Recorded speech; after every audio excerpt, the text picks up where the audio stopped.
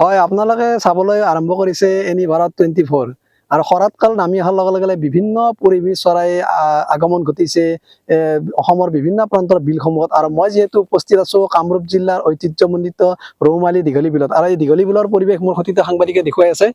বিভিন্ন পৰিভ্ৰমী চৰাইৰ আগমন ঘটিছে, যি এই ঐতিহ্যমণ্ডিত দীঘলী বিল, এই যি পাহাৰৰ মাজত আৱৰি আছে এই দীঘলী বিল, আৰু দীঘলী বিলৰ কিছু পৰিৱেশ দেখুৱাই আছে মোৰ সতীৰ্থ সাংবাদিক নয়ন ৰাজে। খুব ধুনীয়া পৰিৱেশ এই দীঘলী বিল, ৰৌমাৰী দীঘলী বিল ঐতিহ্যমণ্ডিত চিলাক যি কালি পাহাৰৰ নিচে কাষতে অৱস্থিত যি এই দীঘলী বিল। আৰু দীঘলী বিলৰ পাৰত যিহেতু মই উপস্থিত আছো, মোৰ সৈতে এজন ব্যক্তি আছে, তেখেতৰ সৈতে আমি জানিবলৈ চেষ্টা কৰিম। যিহেতু শৰৎকাল নামি অহাৰ লগে বিভিন্ন পৰিভ্ৰমী চৰাই ইয়াত আগমন ঘটিছে, কি ক'ব? হয়, নিশ্চয়। ইয়াতে আমাৰ হীৰাগাটা ৰৌমাৰী দীঘলী এইটো বিলখনত এইখিনি সময়ত আমাৰ নানা ধৰণৰ চৰাই আহি ইয়ালৈ আহে। ধৰক শৰালী, দেওহা, আপোনাৰ কায়েম চৰাই, ৰাজহাঁহ আদি কৰি বিভিন্ন চৰাই আহে। এক ভাল পৰিৱেশ, সুন্দৰ পৰিৱেশ মানে বিৰাজ কৰে এইখিনি সময় আহে আমাৰ ইয়াত। এইসমূহ বস্তু এতিয়া লাহে লাহে বিলুপ্ত হ'ব ধৰিছে, কি কাৰণ বুলি ভাবে? এইটো একচুৱেলি আমাৰ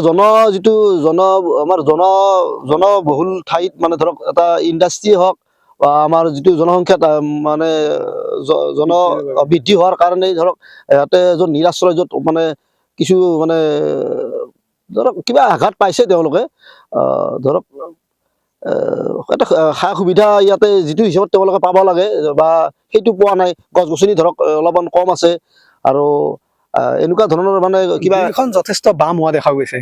এই ক্ষেত্ৰতো যিহেতু পানী কমি গৈছে, এই ক্ষেত্ৰতো এইখিনি সময়ত অকণমান বাম হয়, যদিও ইয়াৰ বাম হোৱাৰ কাৰণ কিছু আছে। ধৰক আমাৰ ইণ্ডাষ্ট্ৰিৰ কথাটো ক'বলৈ মেইনলি সেইটোৱে যাব লাগিব। ইণ্ডাষ্ট্ৰি হোৱাৰ পৰা যিটো মানে ধৰক ইণ্ডাষ্ট্ৰিত যিটো ধৰক পলিউশ্যনৰ ক্ষেত্ৰত যথেষ্ট হেৰি হৈছে। আপোনাৰ ফেক্টৰীৰ পৰা ধৰক বেয়া পানী আহি যায়, এনেকুৱা ধৰণৰ কিছু কথাই আপোনাৰ ঘটিছে। যিহেতু এইখন যি দীঘলী বিল ঐতিহ্যমণ্ডিত, আৰু এই অঞ্চলৰ বিভিন্ন লোক ইয়াত মাছ মৎস্য চিকাৰ কৰিয়ে জীৱন নিৰ্বাহ কৰি আছে, কি হ'ব এই ক্ষেত্ৰত? আমি দেখিছোঁ আমাৰ আজো ককাহঁতৰ দিনৰ পৰা আমাৰ ইয়াতে মৎস্য মানে চিকাৰ কৰিয়ে আমাৰ পৰিয়ালবিলাক পোহপাল দি আহিছে, আৰু সেই ক্ৰমবয় সেইটো আমাৰ ধাৰা সেনেকৈয়ে এই বিলখনত মানে মাছ মাৰি মানুহে চলি আছে এতিয়াও। যিহেতু এতিয়া নতুন বছৰৰ আগমন, আৰু নতুন বছৰৰ আগমনত বিভিন্ন লোক বিভিন্ন ঠাইলৈ বনভোজলৈ যোৱা হয়, কিন্তু এই অসমৰ এই আমাৰ কামৰূপ জিলাৰ নিচে কাষতে যি বঙলাগড়ত যি ৰৌমাৰী বিল, ইয়াতো খুব ধুনীয়া পৰিৱেশ। ইয়ালৈ আহিব নোৱাৰে নেকি মানুহে বনভোজ খাবলৈ, বা ইয়াৰ নিশ্চয় আহিব পাৰে। যোৱাবেলিও আমাৰ ইয়াতে কিছু সংখ্যক মানুহ আপোনাৰ আহিছিলে, আৰু এক ভাল পৰিৱেশ। ইয়াতে আহিলে তেওঁলোকে ভাল এটা পৰিৱেশ মানে উপভোগ কৰিব পাৰিব। এটা ভাল পৰিৱেশ পোৱা যাব ইয়াতে, তেওঁলোকে এটা আহিব পাৰে তেওঁলোকৰ পিকনিকৰ কাৰণে, আৰু ধুনীয়া ৰাস্তাৰ সুব্যৱস্থা আছে আপোনাৰ। তেওঁলোকে আহি পেলাই এবাৰ আমাৰ ইয়াতে চাব পাৰে পৰিৱেশ। এই ক্ষেত্ৰত যি দীঘলী বিলখনক ৰক্ষণাবেক্ষণৰ বাবে চৰকাৰলৈ কি আহ্বান জনাব? চৰকাৰলৈ এটাই আহ্বান জনাম, আজি যিখিনি ধৰক অলপমান পাৰবিলাক ধৰক অলপমান খান্দি পেলাই যাতে অলপমান দ কৰি দিয়ে, তাতে মাছবিলাক থকাত অলপ সুবিধা হ'ব, চৰাই চিৰিকটি থকাত সুবিধা হ'ব। অলপ গছ গছনি লগাবলৈ অনুৰোধ জনাম। আজি দেখা যায় যে এই চৰাই চিৰিকটিৰ সময় কিছুমান চিকাৰ কৰা দেখা যায়, কিছুমান ব্যক্তি ধৰ ইয়াৰ পৰা নিধন কৰি মাৰি লৈ যায়। সেই তেনেকুৱা এটা পৰিৱেশ যদিও আগতে হৈছিল, যদিও এতিয়া এনেকুৱা পৰিৱেশ এটা নাই। আৰু এই ক্ষেত্ৰত আমাৰ ফৰেষ্ট ডিপাৰ্টমেণ্টটো আছে, আমাৰ ওচৰতে লাগি আছে।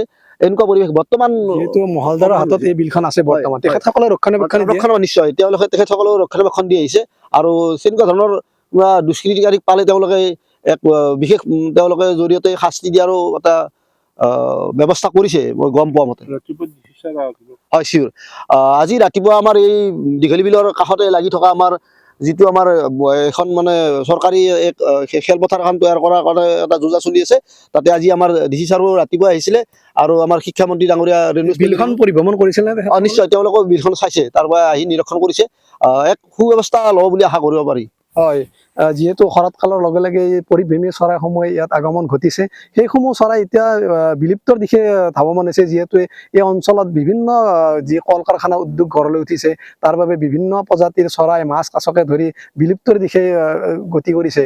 ভৱিষ্যতে হয়তো এইসমূহ সংৰক্ষণৰ ক্ষেত্ৰত চৰকাৰেও কিছু ব্যৱস্থা গ্ৰহণ কৰিব।